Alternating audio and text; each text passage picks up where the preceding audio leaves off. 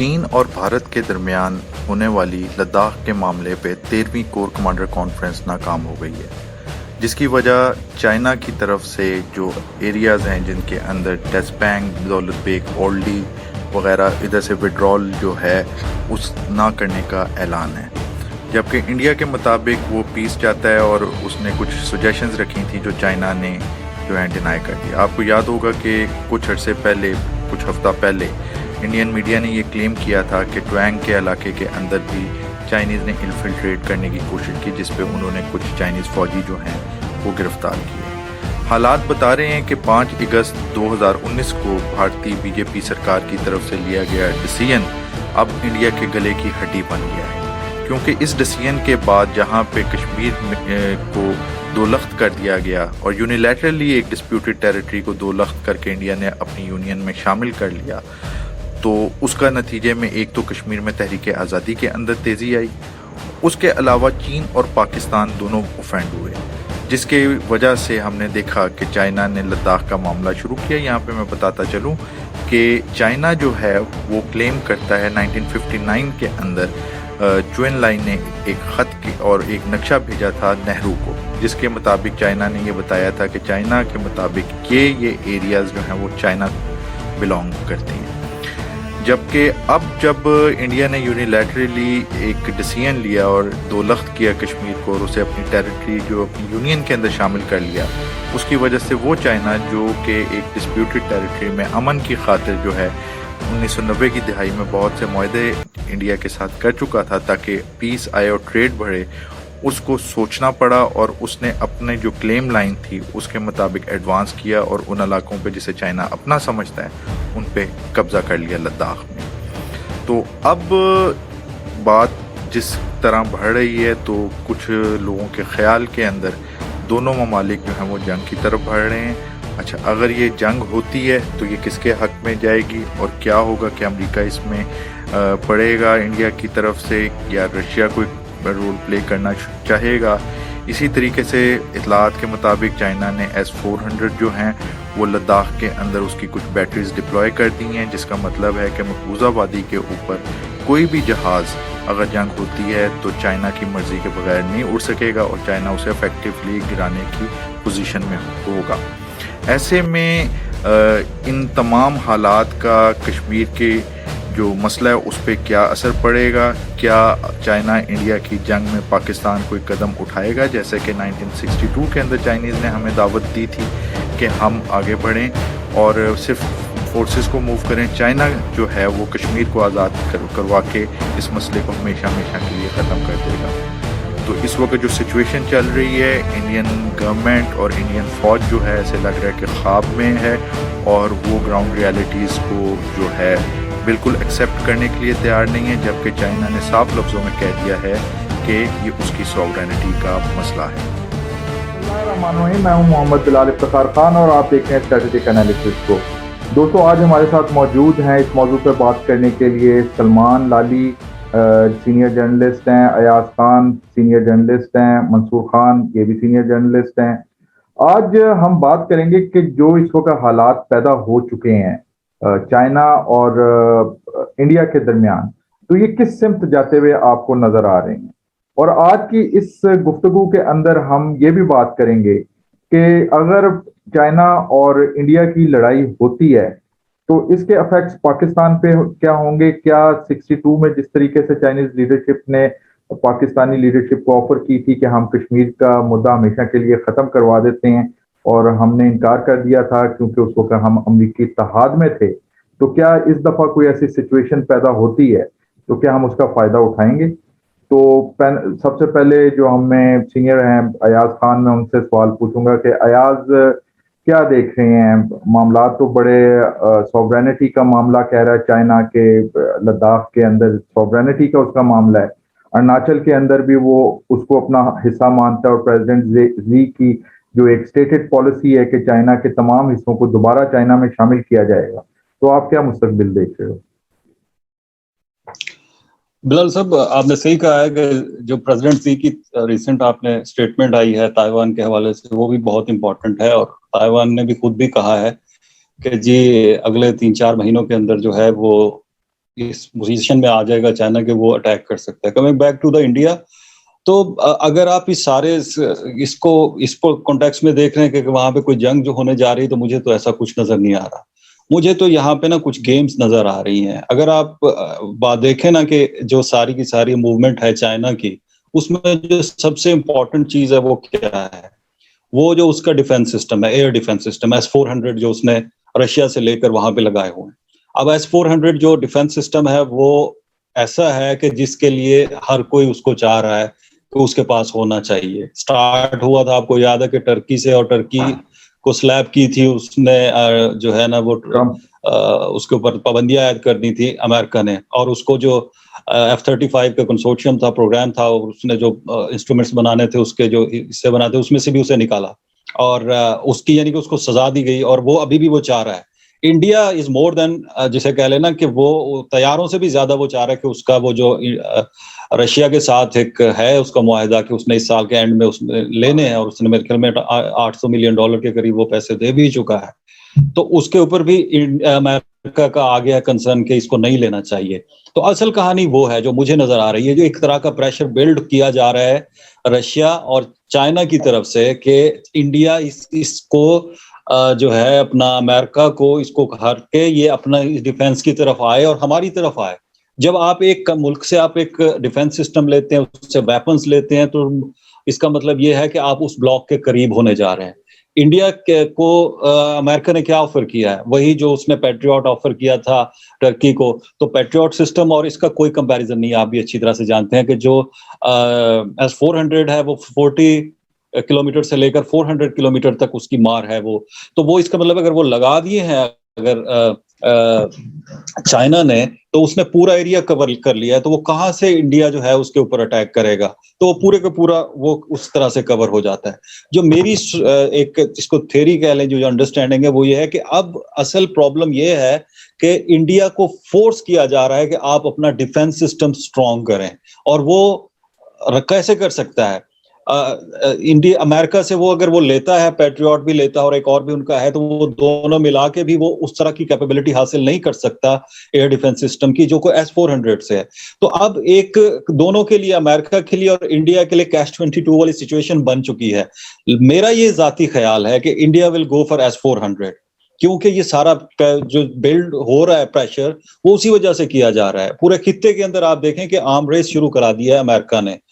जो ऑस्ट्रेलिया के साथ उसने किया है, वो लेने के लिए जा रहा था वहां से, आप दो से फ्रांस से, तो उसने अपनी कहानी डाल दी। चाइना के साथ उसकी बड़ी अच्छी जो चल रही थी, ट्रेड चल रही थी, और सबसे बड़ा खरीदार था वो वहां से कोयले का, उसने वो कट कर दी। और आयरन ओर भी वो जो है वहां से ले रहा था, तो उसने अब ब्राजील और अफ्रीकन कंट्रीज की तरफ देखना शुरू कर दिया है। तो आप इस कॉन्टेक्स्ट में देखिए कि ये जो सारा की सारी मूवमेंट बन रही है, अब ये कहानी डेवलप हो रही है कि अब S-400 के ऊपर अमेरिका क्या करेगा। फर्ज किया अगर अमेरिका इजाजत दे देता है इंडिया को, या फिर इंडिया ले लेता है उससे रियायत, तो फिर टर्की कहेगा कि मैं भी लूंगा, बाकी ममालिक भी उसकी तरफ जाएंगे। तो जो प्रॉब्लम क्रिएट होने जा रहा है इस वक्त, वो इंडिया और अमेरिका के दरमियान होने जा रहा है कि अब वो कहेगा जी देखें जी, ये अमेरिका इंडिया ये तो मेरे ऊपर चढ़ता जा रहा है, आप हमें कैसे रोक सकते हैं इसको लेने से?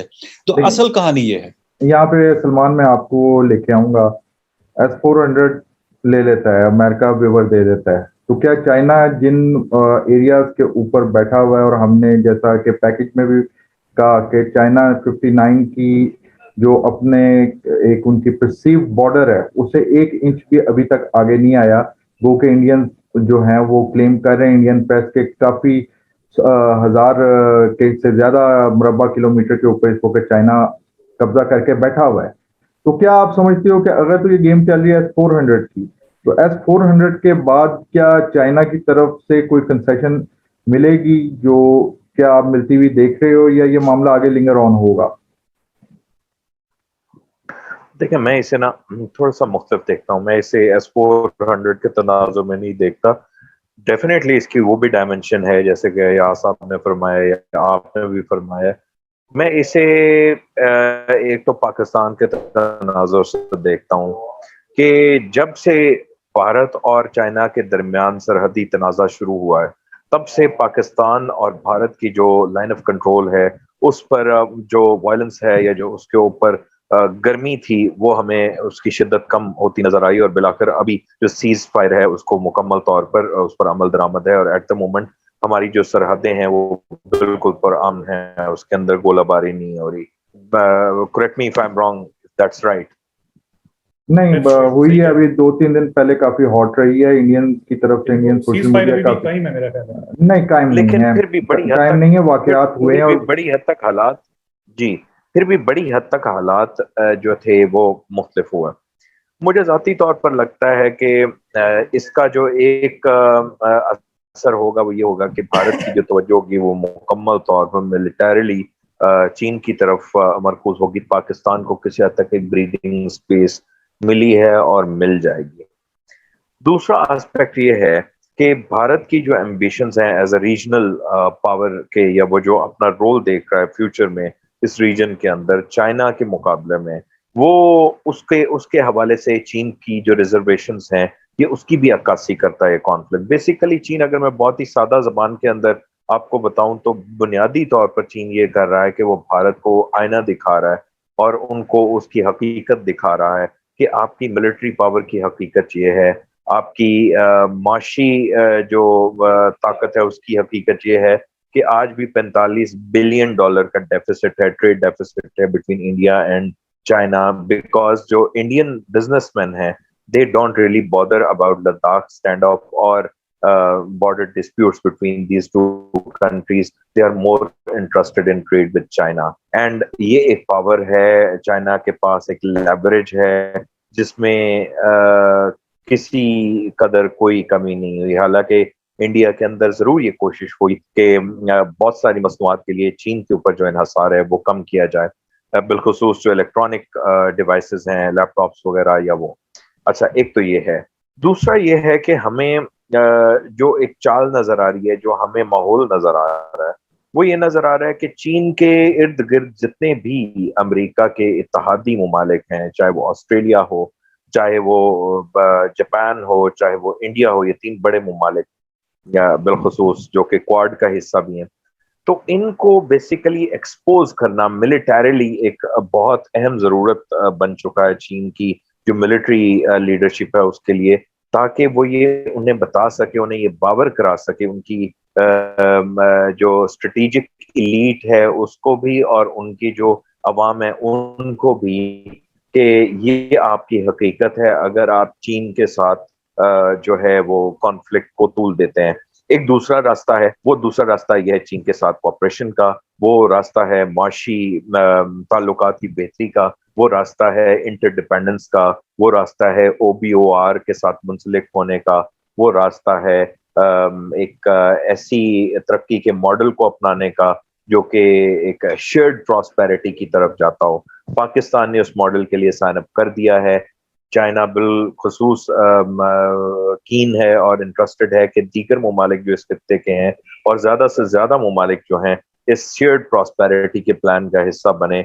लेकिन definitely America in regional powers के जरिए एक रीजनल कॉन्फ्लिक्ट में इंगेज करना चाहता है चीन को, and this is I think first step for China to deal with this bigger problem that has been created by US and its allies in the region. बिल्कुल ठीक, बिल्कुल ठीक।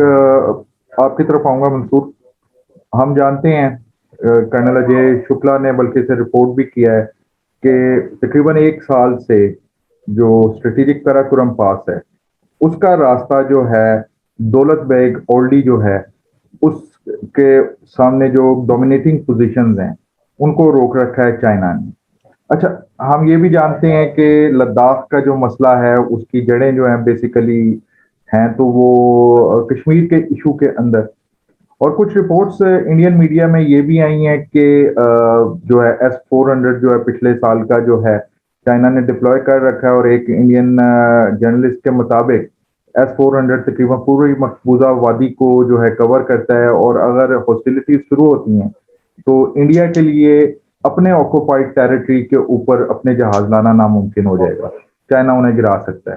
तो आप क्या देखते हो कि जो सिचुएशन डेवलप हो रही है, और अगर एक इंडियन ही मैं फिर करूंगा क्योंकि हमारी तरफ से तो ऐसी बात नहीं है, लेकिन इंडियन सोशल मीडिया के जो अफसरान हैं रिटायर्ड वो कह रहे हैं कि 2015 के बाद जब ये तिब्बत ऑटोनॉमस रीजन के अंदर वेस्टर्न कमांड को स्टेशन किया गया, यहाँ पे एक नई कमांड रेज की गई, तो उधर लिजॉन के लिए पाकिस्तानी ऑफिसर्स भी काम कर रहे हैं।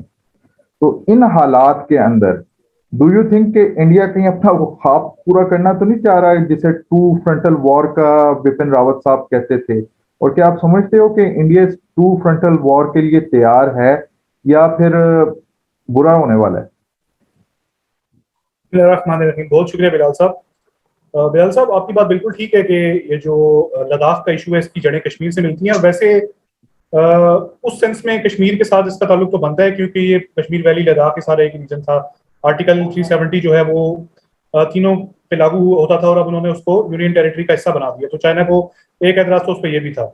लेकिन ये जो तनाज़ा है इनका काफी पुराना चल रहा है। अरुणाचल प्रदेश हो गया या यहाँ पे लद्दाख हो गया, कि 1962 की जो उनकी वॉर हुई थी, लेकिन उसके बाद से लेकर तकरीबन 59-60 ईयर्स तक वहाँ पे कोई खास झड़प नहीं हुई और इंडिया वहाँ पे काफी उससे तक पीस एंजॉय करता रहा। नहीं, 2014 के अंदर टेंशन हुई थी लद्दाख के अंदर, बड़ी ज्यादा, मतलब समडू रोंगचू क्राइसिस जो है, अरुणाचल की जिसे ट्वैंग कहते हैं, 80s के अंदर इतना एमुनिशन और बुफर का पहुंचा दिया था कि वो वापस लाना ज्यादा महंगा पड़ता था। तो वो तो झड़पें तो उस लेवल की जो अभी पिछले जो हालातें हुई है ना 20, जिसके बाद पूरा इंडियन मीडिया हिल के रह गया था और मोदी गवर्नमेंट हिल के रह गई थी, और वो भी उस सेंस में एक्सप्लोजिव या तोपों टैंकों के साथ वो फाइट नहीं थी, वो भी एक आप कह लें हाथापाई किस्म की जंग थी जो नोकीले बांसों के साथ उन्होंने आके लड़ी थी। उसके बाद इतना खौफ जो इंडियन एस्टेब्लिशमेंट और इंडियन मीडिया और इंडियन जो इनके प्राइम मिनिस्टर है उन पर सवार था कि कई हफ्तों तक तो उन्होंने तस्लीम ही नहीं किया कि ऐसा कोई वाकया हुआ भी है।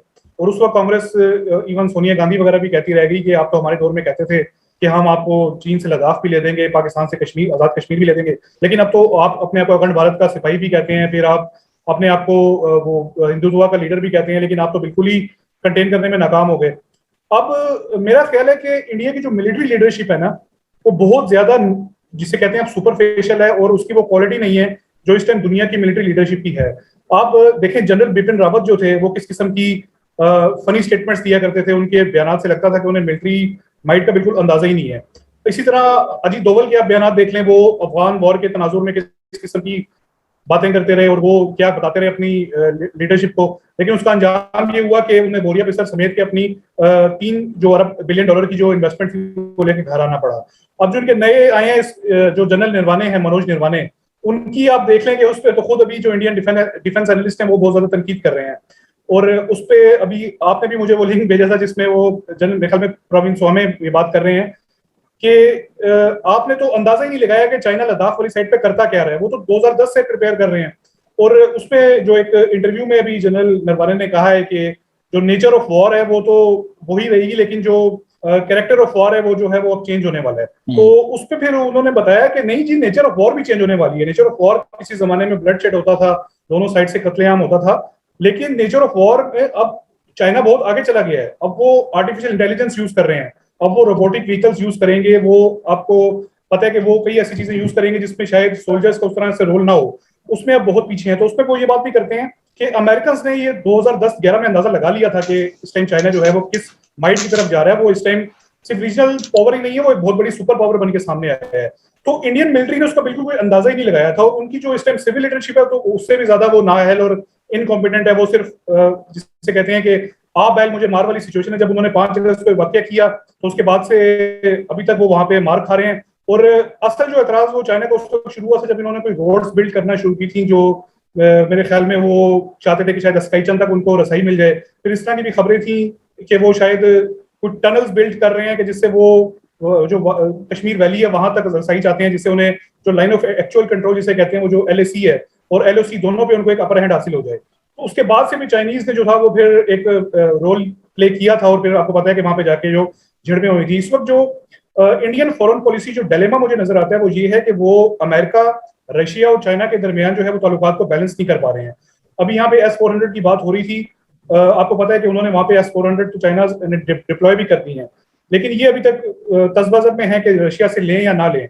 अभी जो उनकी डिप्टी सेक्रेटरी ऑफ स्टेट थी वेंडी शेरमैन, वहां पे गई, उन्होंने बात तो की कि हम आपके साथ बड़े ब्रॉड बेस्ड रिलेशनशिप चाहते हैं, लेकिन उन्होंने कहा कि S-400 पे हम आपकी सपोर्ट नहीं करेंगे, ये आपके लिए बहुत खतरनाक है। और वैसे भी जैसे अयाज ने कहा कि अमेरिकन जो है वो S-400 पे वैसे भी बड़े सेंसिटिव है, वो इसे अपने लिए खतरा समझते हैं और वो कभी भी नहीं चाहते कि उनका कोई इत्तेहादी या उनका कोई दोस्त मुल्क जो है वो S-400 की तरफ जाए। तो ये उनका एक मेरे ख्याल में फॉरेन पॉलिसी डायलेमा भी है कि वो एक तरफ क्वाड्स का हिस्सा भी रहना चाहते हैं, दूसरी तरफ वो शंघाई कोऑपरेशन ऑर्गेनाइजेशन का हिस्सा भी रहना चाहते हैं, फिर वो शायद अब जी जी तो मेरा ख्याल है कि ये उनका फॉरेन पॉलिसी फेलियर भी है, उनकी जो मिलिट्री लीडरशिप है उसका भी फेलियर है। मैं इधर से ही जो है अयाज की तरफ जाऊंगा। अयाज, अगर इंडिया चाइना वॉर होती है तो क्या ये पाकिस्तान के लिए एक विंडो ऑफ अपॉर्चुनिटी होगी, और आप क्या समझते हो? बिलाल साहब, आप तो चाहते हैं कि आज ही जंग शुरू हो जाए, more than ready you are. और वो जो उनके सारे के सारे विपिन रावत वगैरह ये वो तो कभी भी नहीं चाहेंगे। वो ऊपर आके बातें करना आसान होती है, जिस तरह एनालिसिस आपने कर दी है कि कोई कंपैरिजन वो तो नहीं है कंपैरिजन। लेकिन ये अब इंडिया और चाइना की जंग तो नहीं है बिलाल साहब, ये तो आप भी देख लें। तो ये एक इंडिया कैसे एक्सपोज है? उसको एक्सपोज कराने वाला तो अमेरिका है, बुरे तरीके से हर तरह से एक्सपोज उसने कराया ना, अपने मफादात के लिए उसने इसको एक्सपोज करा दिया। इस कॉन्टेक्स्ट में आप देखिए वो सारा फोकस आप उसकी इंडो पैसिफिक जो पॉलिसी है अमेरिका की, वो अब अमेरिका को इसको एंगेज करवाना चाह रहा है ताइवान के लिए। और ताइवान के ऊपर जो रिसेंटली बयान आया है, वहां पे जाके ऑस्ट्रेलियन प्राइम मिनिस्टर ने जाके कहा कि तुहाडी जंग लड़ना तुसी है, मतलब उनको पूरा वो कर रहे हैं कि तुसी लड़ना है, असि तुहाडी सपोर्ट करांगे।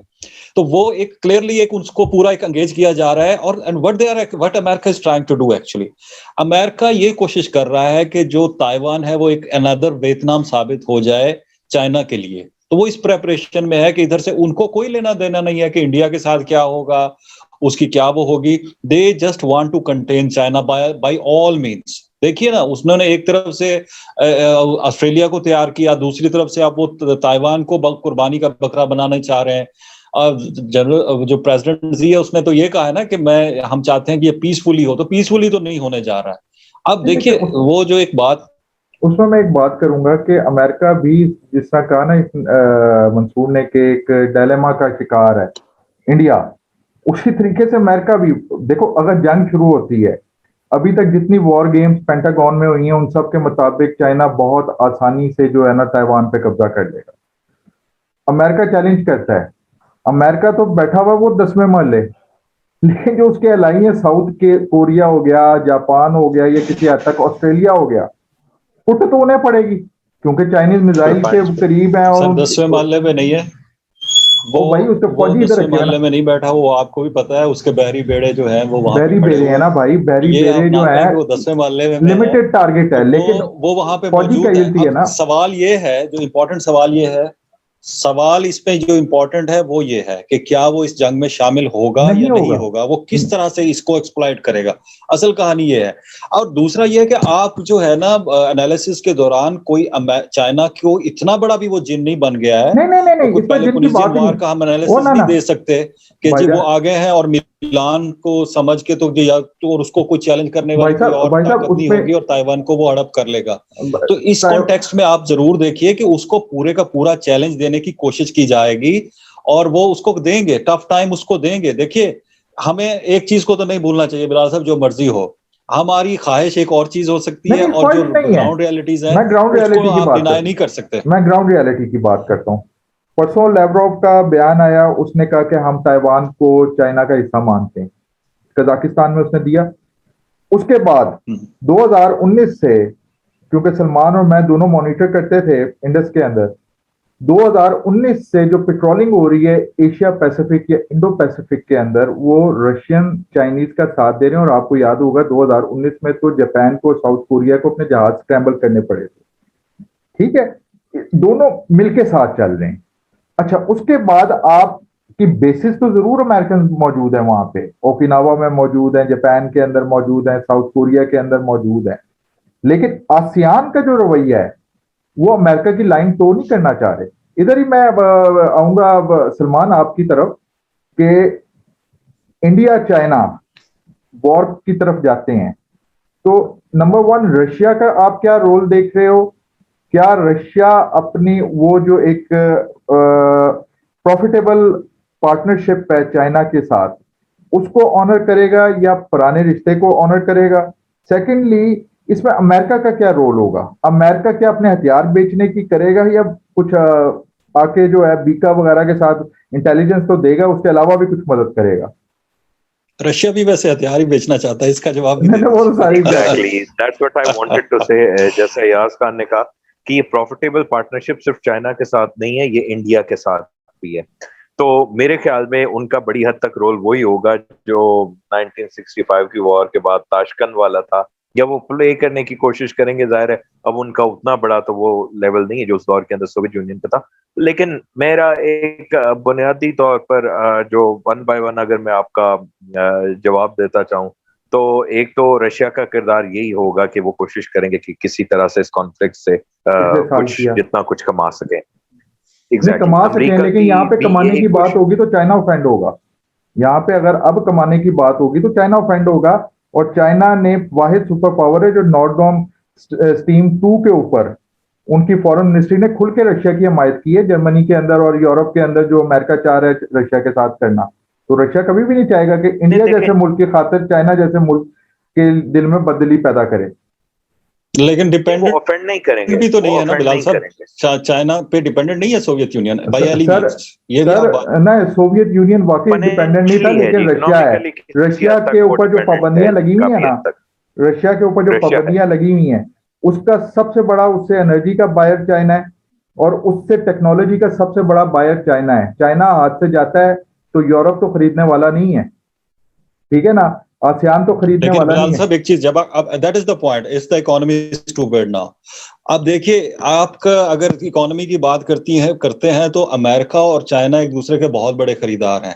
इसी तरह से साउथ कोरिया भी चाइना का बहुत बड़ा खरीदार है, इसी तरह से चाइना भी सब बहुत बड़ा खरीदार है। अगर आप उसकी गैजेट्स की बात कर लें या चीजों की बात, ये रॉ मटेरियल की बात कर लें, तो वो भी एक दूसरे पे, ये देखिए चाइना और अमेरिका दे बोथ इस वहां पे अब बात आ रही है इकोनॉमी की, they want to contain each other, they are fighting. Exactly वो आपकी जो एक्सप्लिसिट जिसे कह लेना कि open war, I am not seeing any war in नहीं कमिंग नहीं, आने वाले दिनों में, वो मुझे तो कुछ आपकी नजर नहीं बात से आ। मैं एग्री सॉरी करता हूँ। बिलाल साहब, मैं आपका टाइम ले जहाँ रहा पे हूँ, अमेरिका, सॉरी। जहाँ पे आप अमेरिका और अच्छा, चाइना की बात वी आर करोगे ना, टॉकिंग अबाउट तो वो एक कंजम्पशन। अलग मिसाल है। इंडिया के साथ बात करोगे तो गंगू तेली की कोई औकात नहीं है राजा भोज के सामने, और सबको पता है राजा भोज कौन है, ठीक है ना? सही कह रहा हूँ सलमान? अच्छा, हम हाइपोथेटिकल्स की बात कर रहे थे यार साहब, जैसे बिलाल साहब ने फरमाया कि अगर होती है इन एनी केस, देखें जो कॉन्फ्लिक्ट होता है वो कभी भी हो सकता है कि कोई एक्सीडेंट भी किसी बहुत बड़े कॉन्फ्लिक्ट की राह हमवार कर सकता है। ये नामुमकिन नहीं है, मुश्किल बहुत है। जैसे आपकी वर्ल्ड बात वार बिल्कुल 1 में हुआ दुरुस्त था। है कि हर तरफ से कोशिश की जाएगी कि इसे अवॉइड किया जाए। इंडियन साइड भी कोशिश करेगी इसे अवॉइड करे, चाइनीज साइड भी डेफिनेटली, उनकी कोई टेरिटोरियल एम्बिशन तो नहीं है कि जिसकी वजह से वो जंग करे और वो कब्जा करना चाहते हैं। Definitely they have their different goals. तो अगर टेरिटोरियल एम्बिशन होती तो 1962 से लेकर अब तक जो रिलेटिवली पीसफुल एरा गुजरा है बिटवीन इंडिया एंड चाइना, वो ना होता। जैसा कि मंसूर ने पहले फरमाया कि बहुत ही रिलेटिवली पीसफुल सिचुएशन रही आफ्टर 1962। उन्होंने ह्यूमिलिएट करना था इंडियंस को, they got humiliated, they knew their place, and उसके बाद से अब तक सुकून रहा और उनके दरमियान तिजारत वगैरह ये सब कुछ रहा। तो अब इस सारे के सारे चक्कर के अंदर मेरा जाती तौर पर अगेन ख्याल ये है कि जंग की किसी की भी ख्वाहिश नहीं होगी, लेकिन अगर होती है तो ये सारी की सारी जो सिचुएशन होगी वो बहुत खतरनाक हो जाएगी। बिकॉज इसके अंदर एक तो ये कि अगर ये कॉन्फ्लिक्ट होती है तो इट मीन्स के जो न्यूक्लियर कैपेबिलिटीज हैं इन ममालिक की, चाइना एंड इंडिया की, it means they are not proving to be deterrent. उनका जो डेटरेंस का रोल है, it means it is failing. और इस हवाले से और बहुत सारे लोगों ने लिखा भी है इंडिया के अंदर, प्रवीण स्वानी ने भी लिखा है इसके हवाले से कि चीन और इंडिया के जो आपस में ताल्लुकात की कशीदगी खराबी है, या आपस में जो इनका बॉर्डर के ऊपर कॉन्फ्लिक्ट है, उसे अगर एनालाइज किया जाए तो इंडिया की जो डेटरेंस कैपेबिलिटी है, न्यूक्लियर डेटरेंस, वो फेल होती है, हमें नजर आ रही है। एक तो ये बहुत बड़ा सवाल है। अगर ये फेल होती है तो इसके डेफिनेटली असरात जो हैं चाइना और इंडिया के जितने भी ममालिक होंगे वो बहुत मतलब मेरे ख्याल में बहुत ही खतरनाक सूरत हाल हो जाएगी। जैसा कि बिलाल साहब ने आपसे भी पहले 2 मरतबा पूछा और उनकी ख्वाहिश भी है, और कहीं ना कहीं ये ख्वाहिश हर पाकिस्तानी के अंदर छुपी हुई है, कि अगर चीन और इंडिया के दरमियान में खुदा न खास्ता कोई कॉन्फ्लिक्ट होता है तो क्या पाकिस्तान को उसका कोई फायदा होगा कि नहीं होगा? मेरे ख्याल में बहुत मुश्किल से फायदा होगा अगर हुआ तो। अदरवाइज पाकिस्तान की भी ख्वाहिश यही होगी कि स्टेटस को बरकरार रखा जाए। स्टेटस को अगर और बरकरार रखने से स्टेटस को मुराद बहाल आर्टिकल रखने की ही 370 के बाद तो वो तो पॉसिबल नहीं है। जिस तरीके से गिलानी साहब के साथ सलूक किया गया उसके बाद वो तो पॉसिबल नहीं है। अच्छा, अब मैं मंसूर आपकी तरफ आऊंगा, टाइम भी हमारे पास थोड़ा रह गया है, तो आपसे रिक्वेस्ट होगी कि छोटा जवाब हो। इंडिया चाइना, अब हो ये रहा है कि अभी एक बड़ा अच्छा पॉइंट उठाया, रेज किया सलमान ने। उसने कहा कि कोई एक्सीडेंट की वजह से, एक्सीडेंटली एक एक्सीडेंट होता है जो मोदी साहब की पॉलिटिक्स में होता है कि वो बड़ी बड़ी छोड़ने की जो है ना उनको आदत है। और आपको याद होगा उन्होंने कहा पहला ट्रांसप्लांट कब हुआ था, जब, खैर मैं आगे नहीं बात करूंगा, जो सर्जरी का आपको पता ही है। तो उनकी सोच कुछ इस तरीके से है। तो अब जिस तरीके से चाइना खुल के जो है उसने कहा है कि हमारी सॉवरेनिटी का मामला है, हम तो अपने इलाके वापस लेंगे, और इंडियन आर्मी चीफ की तरफ से जिस किस्म के बयानात आए वो फर्दर एक्सपोज करें कि इस वक्त इंडियन कैपेबिलिटीज क्या हैं। और भारतीय मीडिया का एक सेक्शन ये भी बार बार उठा रहा है कि ये इलाके जो हैं सो कॉल्ड जो इंडिया की ऑक्यूपेशन में थे वो चाइना ने उनका एक्सेस अब डिनाई कर दिया है। तो ये एक जज्बाती करना और एक वो जो नेशनल ऑनर का एलिमेंट आ जाता है और पॉलिटिकल जो एक आ जाता है, क्योंकि जो हैं मोदी साहब वो अपने आप को बाहुबली जो बना के पेश करना चाह रहे हैं। तो डू यू थिंक कि कुछ ऐसी मिस स्टेप्स हो सकते हैं जिसकी वजह से कुछ हो जाए?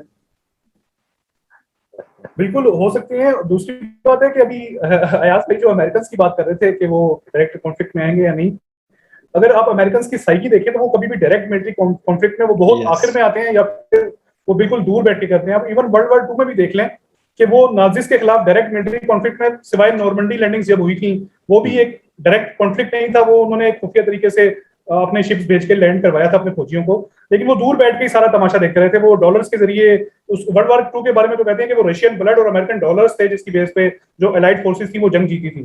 तो वो जब भी डायरेक्ट कॉन्फ्लिक्ट में आए तो फिर आप देख लेंगे वो अफगानिस्तान में क्या हुआ और वियतनाम में क्या हुआ और गल्फ वार में क्या हुआ और इराक में जहां जहां वो गए हैं वो तबाही मचा के आए हैं। लेकिन चाइनीज की जो हिस्ट्री है वो बिल्कुल डिफरेंट है। वो एक जंगजू कौम है, उनकी 3000 साल तारीख है और वो बड़े दलेर किस्म के, बड़े जबरदस्त किस्म के फाइटर्स हैं, वो ट्रेन फाइटर्स हैं। और उनकी जो अभी पीएलए की जो लीडरशिप है, मेरे ख्याल में लू जिंगजोंग शायद उनके वो अभी हैं, वो उनकी एक बहुत बड़ा विजन है उनका। वो आप देखें वो शी जिनपिंग जो है वो ओबोर को कहां से कहां उठा के लाए हैं, क्या आइडिया उन्होंने दिया उससे पहले। यानी अगर आप पोस्ट ओबोर वर्ल्ड को देखें तो वो बिल्कुल ही दुनिया के डायनामिक्स ही उन्होंने चेंज कर दी है। तो आप उनके विजन का अंदाजा करें कि वो किसने सोचा था कि वहां से शुरू होगा, चाइना से, बीजिंग से शुरू होके वो फिर सेंट्रल एशिया तक जाके पूरा रूट एक बनेगा, पूरा रीजन इंटीग्रेट हो जाएगा। तो अमेरिकन ने भी नहीं सोचा था। और मेरा ख्याल है कि वो डायरेक्ट कॉन्फ्लिक्ट में शायद ना ही आए और छोटे मोटा शायद एक कॉन्फ्लिक्ट जरूर होगा जिसमें इनका जो भी चल रहा है। और जहां तक वो बात है, अभी आप ये देखें कि इस टाइम जो लद्दाख में सिचुएशन है वो उस टाइम कई मकामात पे जहां पे पहले इंडियंस का कब्जा हुआ करता था वहां पे भी अब आपने खुद बता दिया कि चाइनीज ने पीछे धकेल दी है। वहां पे जो मेरे ख्याल में वो एक लेक है, प्योंग लेक है मेरे ख्याल में, उसका एक, हाँ, पेंगोंग लेक, उसकी उन्होंने जो फिंगर्स के थ्रू उन्होंने जो पैचेस जो है वो डिफाइन किए हुए हैं, फिंगर 1, फिंगर 2, फिंगर 3, फिंगर 4, क्योंकि वो जो उनका लद्दाख है उसको वो तिब्बत के साथ वो लेक जो है वो जोड़ती है। तो वहां पे पहले फिंगर 1 से लेकर फिंगर 8 तक इंडियंस जो थे वो पेट्रोल कर सकते थे, लेकिन अब चाइनीज ने उन्हें जो है वो तकरीबन आधे तक महदूद कर दिया। 13 तक कई इलाके हैं जहां पे वो पहले फिंगर 13 पेट्रोलिंग पॉइंट 13 जो था ना उस तक अब हम इंडियंस नहीं जा सकते। इसी बात को उन्हें दुख खा रहा है। बिल्कुल। तो वो अब सूरत हाल इस टाइम ये है।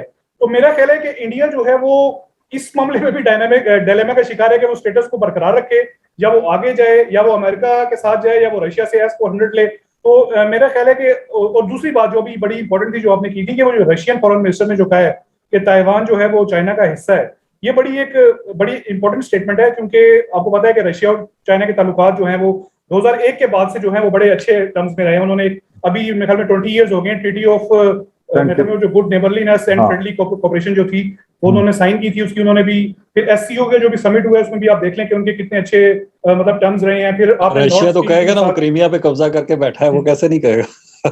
हाँ, तो वो इसी तरह ही होता है ना, ये रियल पॉलिटिक्स यही है तो अब नॉर्थ स्ट्रीम की मिसाल बिलाल साहब ने खुद दे दी, जब जो नॉर्थ स्ट्रीम 2 इन्होंने शुरू की थी रशियंस ने, जो उन्होंने बाल्टिक सी के अंदर से जाके वो पाइपलाइन जो जर्मनी तक लेके जानी है, तो उस पे चाइना ने उनकी हिमायत की भी है, और जो अमेरिकन उसके खिलाफ बोल रहे हैं, तो उस पे चाइनीज कहते हैं कि ये पोलिटिसाइज करते हैं इशू को, ये S-400 को भी पोलिटिसाइज कर रहे हैं, ये नॉर्थ स्ट्रीम 2 को भी पोलिटिसाइज कर रहे हैं।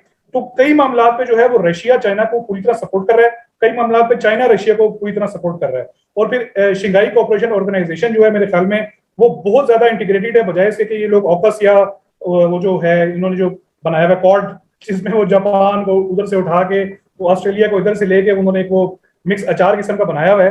तो मेरा ख्याल है कि आने वाले दिनों में जो ये जो सदी है ये इस टाइम ये चाइना और रशिया और ये मेरे ख्याल में इंटीग्रेशन की है, इसमें इंडिया का कोई खास रोल नजर नहीं आ रहा। India will be part of it in the future. I am saying that it will beg to be part of. नहीं उसे आना आएगा, हम तो चाहते हैं आए, लेकिन बंदे का बच्चा बनना पड़ेगा। फिलहाल मोदी के होते हुए तो बंदे का बच्चा नहीं बनता, इतना नुकसान करवा लेगा कि दूसरी कांग्रेस आती है तो शायद आ जाए।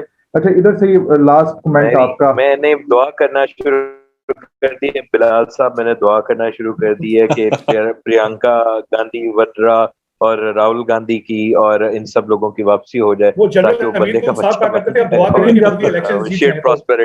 मोदी दोबारा इलेक्शन जीतते रहे जब तक वो पूरी तरह तबाह नहीं करते थे। अच्छा अयाज, आपकी तरफ कुछ जो है कमेंट आपका चाहिए होगा कि लद्दाख, जिस तरह हम शुरू से यही बात कर रहे हैं कि लद्दाख का मामला जो है, जो ये टेंशन हैं, ये कश्मीर के साथ जुड़ी हुई है। चाइनीज स्ट्रेंथ जिस तरीके से अब वो खुल के आ रहे हैं, क्या आप समझते हैं कि ये लद्दाख में होने वाले वाकयात at some point resolution of Kashmir issue के अंदर भी किरदार अदा करेंगे?